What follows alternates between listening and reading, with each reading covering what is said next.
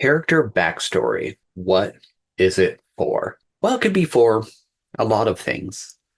For some players, it's their excuse to get into a little bit of fiction writing and world building in a way that often they don't because it's often the DM's domain. For others, it's a chore that they don't really want to do and they just want to get into rolling dice and killing things. I'm a firm proponent that backstories aren't for every table. For some, it really gets in the way of play. But for others, it's really hard to imagine doing without it and can really foster some fun roleplay opportunity. So let's talk about backstories, how to write them, what you should include, if you should even do one at all. Now, I think that dungeon masters write the best backstories because they're used to crafting this one very certain thing, and that is hooks. When they write adventures, they put hooks into them to keep the players moving toward a goal. Hooks are used in a lot of professions, a lot of fiction writing. Anything you watch on TV, of course, has hooks. If you ever do marketing, you're doing hooks.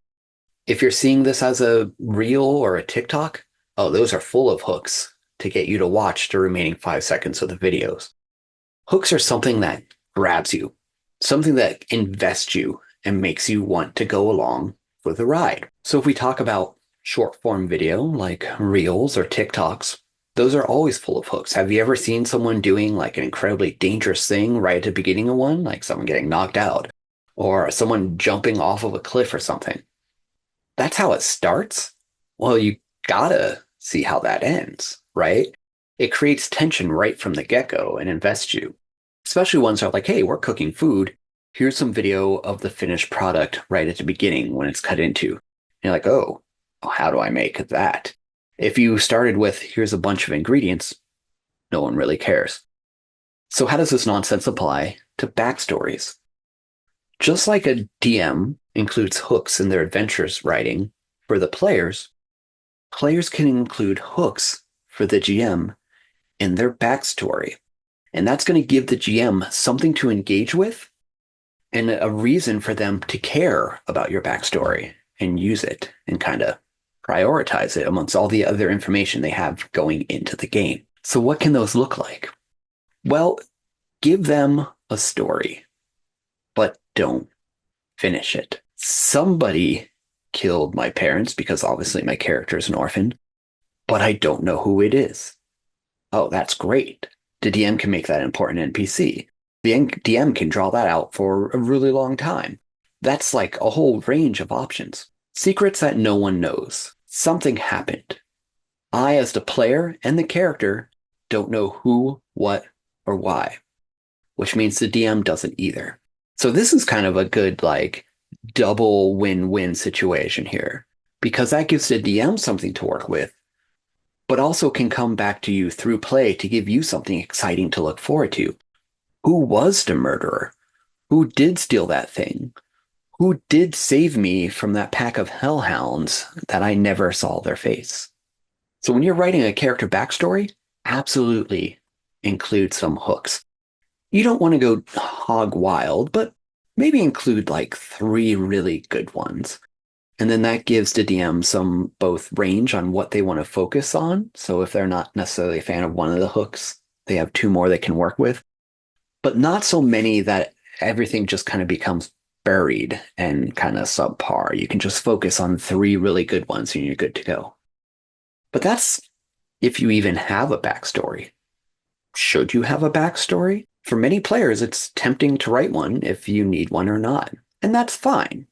No one's going to stop you from writing one, per se, but it may not even get used. A good place to start is talk to your DM and also all of your players at the table as well. How are they going to feel about that? Does the DM want to read your 20-page backstory? Is that something they're like, hell yes, lay it on me, I can't wait to get into your lore? Or do they just kind of roll their eyes and be like, brah, this is a one-shot dungeon crawler and you're probably not going to live through the first 3 rooms? Some games deserve backstories more than others, and others they can just kind of get in the way. Now, an alternative to backstories, and one that is touted a lot in OSR circles, is letting your backstory kind of emerge through play instead of starting with it. And this can delve even into character creation. When I think about like Modiphius's 2D20 system, at least my experiences with it, which have mostly been Conan and Star Trek, when you create your character randomly, it's not just stats that you roll. It's also life events. And from what I've heard, Traveler does this as well. And embarrassingly, I haven't actually read Traveler yet. I know. Someone want to send me a copy? Go for it. But by rolling these events, these life events, also play into your statistics. So a whole character kind of gets made in creation. And if you have a backstory before you even start that, it's going to be derailed.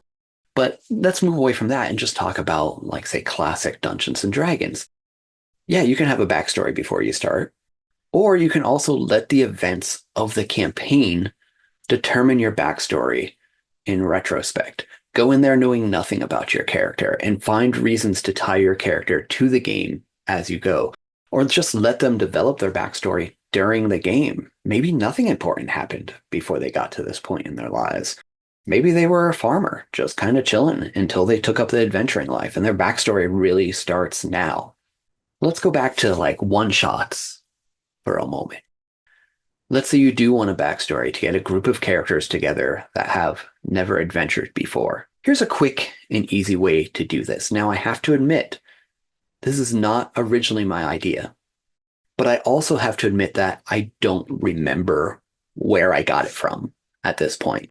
So if anyone knows where to credit this idea, look in the show notes and please contact me, either leave a voice note or send us an email, because I'd love to know where this originally came from. I feel like it's third hand at this point. Like I got it from someone else who got it from a book somewhere, and I don't quite remember. But enough of that. Everyone's sitting at the table. They all have their characters. Give each of them an index card. Have them each write one sentence from their backstory on the index card, which kind of encourages it to be pretty broad. You can't get too specific with one sentence. I was in a war. I came from the Shadowfell. Whatever. Now, after they get that done, and I don't like to tell them how this is happening at first, I just give them the index card and tell them step by step what to do. Have them pass that index card to their right. Every player has a new index card now. Have them look at that event and write one sentence on that index card how their character was attached to that event. Oh, you were in a war? My character was on the opposing side. Or my character saved your character. Something like that. These two characters now have a bond. You know the person to your left. And in a way, you're also going to know the person to your right because they're writing on the card you just had. And now repeat that one more time. Everyone passes the cards to the right again. There's two sentences on there, and that you now add the third. So you have a layer of connection, three sentences deep, three people deep. So the way that kind of webs the table together in very little time is a really cool kind of magical thing. And then you don't have to worry about starting with you all meet at a tavern and trying to get the players talking to each other, because obviously there's that one character who's going to be in the corner drinking their ale. It's like, I don't want to talk to anyone. I'm very mysterious. Which that brings me to another aspect of backstory. And this bleeds into the playing of the game itself. Don't make an antagonistic backstory that you know no one else is going to appreciate. Don't make a backstory that's going to make you say at the table, well, it's what my character would do as they stab another player character in the back. I mean, if everyone's talked about that already and they find that exciting, sure, go for it. But otherwise, don't use your backstory as an excuse to be a jerk. If you ever have to say, well, it's what my character would do, you made the character. Make a better character. And also, when you're making your backstory, just realize there's some tropes that have been done a million zillion times. And maybe you don't have to make your character an orphan. Actually give them connections. That's a type of hook for the DM to use. What organizations are they involved in? Who in their family are they close to? Which of these characters can the DM take out of your backstory and put into the adventure to give your character a personal stake in it? I will give 5e this, that they did that well in their, was it somewhere in their trait section? I don't remember the exact section right now.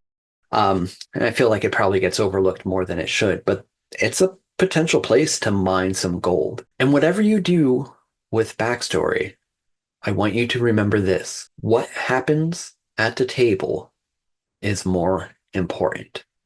So if you just enjoy writing a backstory for backstory's sake, and you don't mind if it ever gets used, go for it. Creative exercises are great and fun, but just know that your backstory is more work for everyone else. And that can be fine if it's the type of work they're excited about.